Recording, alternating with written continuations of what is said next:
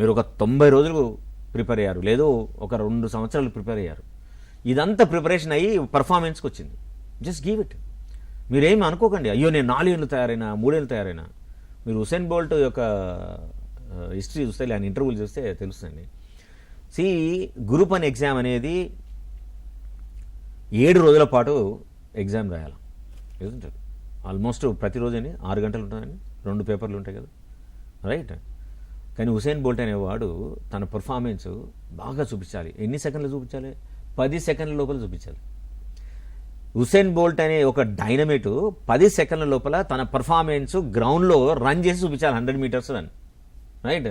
దానికోసం do you know ఎన్ని సంవత్సరాలు కష్టపడి ఉంటాడు? ఫస్ట్ పర్ఫార్మెన్స్ ఇవ్వడానికి ఆయన కనీసమైన 4 నుంచి 8 సంవత్సరాలు కష్టపడ్డాడు.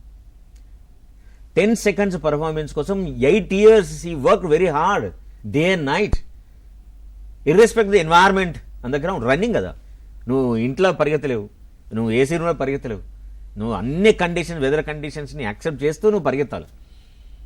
సో 4 నుంచి 8 సంవత్సరాల పాటు కంటిన్యూస్గా every year he has given the best, given the best.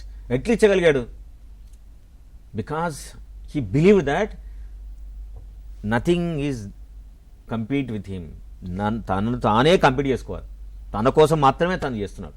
This is how he has become successful and he was the one of the greatest performer in 100 meters.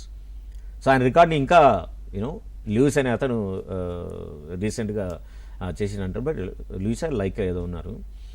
So కాబట్టి మీరు 4 ఏళ్ళు కష్టపడరు, 8 ఏళ్ళు కష్టపడరు కావచ్చు, ఇది టోటల్గా మీ యుద్ధం, ఇది మీకోసం మీరు చేసుకునే యుద్ధం, మీరే గెలవాలి. కాబట్టి గెలవడానికి కావాల్సిన అన్ని శక్తియుక్తులు మీ దగ్గర ఉన్నాయి. Just go and perform.